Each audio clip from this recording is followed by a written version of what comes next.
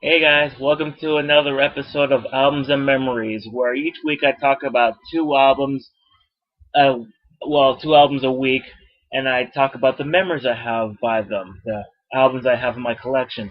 Now today we're going to talk about Jimi Hendrix's RU Experience and AC/DC's Back in Black. Two very distinctively different albums from two different time periods. Now we'll start with talking about Jimi Hendrix's Are You Experience. Now I remember decided like it was mostly because I listened to a couple of songs in high school, like Purple Haze and Hey Joe, and I'm like, and Fire because the Red Hot Chili Peppers. And speaking of the Red Hot Chili Peppers, the guitarist John Frusciante took a lot from his guitar playing. Jimmy John Frusciante took a lot from Jimi Hendrix's guitar playing, and I'm like, okay, if that happens, because Jimmy John Frusciante is my second favorite guitarist of all time, and Jimi Hendrix is my first. I'm like, okay, fine. I'm just gonna go ahead and do this. I'm just gonna go ahead and listen to some Jimi Hendrix, and I liked what I heard at first. And it didn't take me until a couple of years later when I decided, yeah, I'm going to listen to this Jimi Hendrix and the Jimi Hendrix Experience for the first time. I'm like, okay, I'm going to go for it.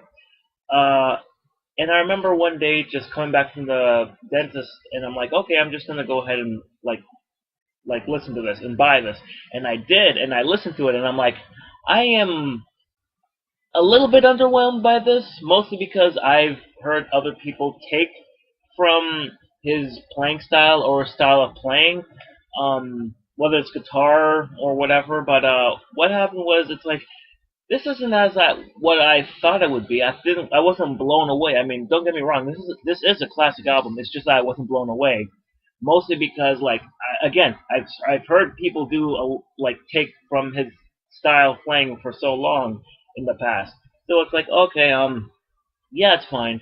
And I remember just constantly listening to this in the summer for about 3 months, and then nothing. I got nothing out of it. And not only do I get a CD out of it, but I got a DVD that I didn't actually. I only watched once, and that was it. Mostly because it was a mini documentary, but it was only 5 minutes. I'm like, oh, that just sucks. But yeah, I actually did like this, and used to I used to play a lot from this in terms of playing bass. Like I used to know Purple Haze on this thing and Manic Depression. And Hey Joe is actually one of the warm up. Anytime I play bass, Hey Joe is one of my warm up um songs. Like anytime I play, it's like dun dun dun, and I like that. And of course, I know how Fire goes, so it's fine. And a song that actually surprised me, which I liked the most, was Highlight Chill. For some reason, it's it's it's flashy, but it's low. It's like in terms of for me at least, it's low flashy, but not over the top flashy. And I'm actually glad I actually got this. But some memories I have from this is just me listening listening to this and playing Star Wars Battlefront 2 for PS2. I have some sort of weird thing where I listen to albums that don't match up with things and just straight up play video games with it. Like again, this and Star Wars. Thinking about it because of the psychedelic rock that he has sometimes, I think it might match with Star Wars considering this album came out in the 70s. It doesn't say anything about it here. Hold on. It came out in the 70s. It says 2010, except here, the problem is I'm looking for. Okay, 1969. Sorry, 1969. This came out in 1969, so Star Wars was about a few years away. So, yeah, that's fine. But yeah, I just remember just playing video games, especially Star Wars Battlefront 2, before I started working. And I was gonna actually buy the next albums, but I just didn't have time. Mostly because the next year I ended up buying Radiohead albums and what was it? What was it? Led Zeppelin albums in order. So that's the case. And the other album I want to talk about is AC/DC's Back in Black. Now you can't really see because it's obviously in black, but you can see everything right here.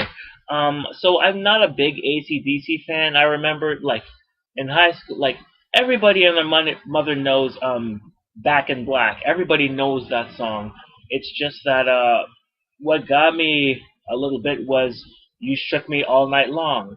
And yeah, because when I was falling asleep, on the radio station in my room, they used to have some sort of like live club music, and one on the rock radio, and one of the songs they always played was "You Shook Me All Night Long," and I thought that was an interesting song. Like every time the singer's like, "Yeah, you," and then the song cuts out, and the crowd goes, and they go, "Shook me all night long," and I'm like, okay, that's fine, that's fair.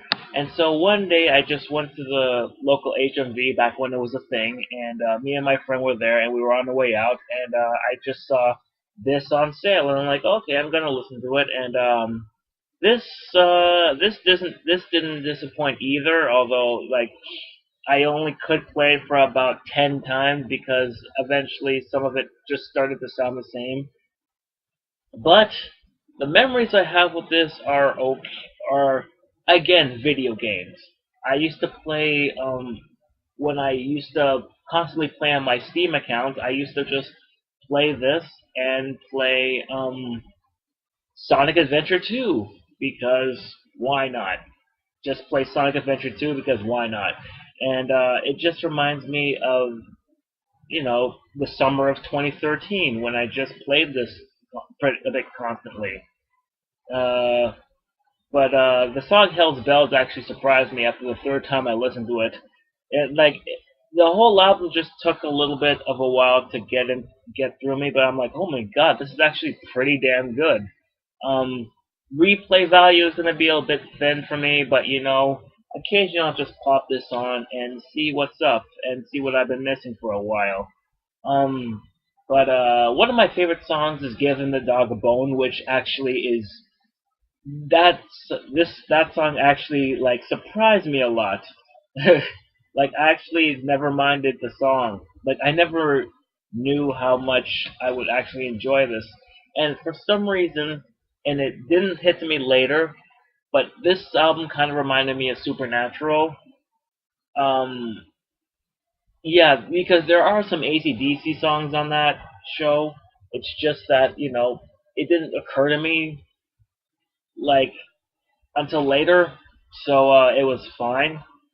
Uh, but also it did remind me of I think it reminds me of me playing um Sly Cooper 2. I'm not sure. I think it was either that or One Hot Minute by Red Hot Chili Peppers. Or probably both. I'm not sure. I'm not there yet.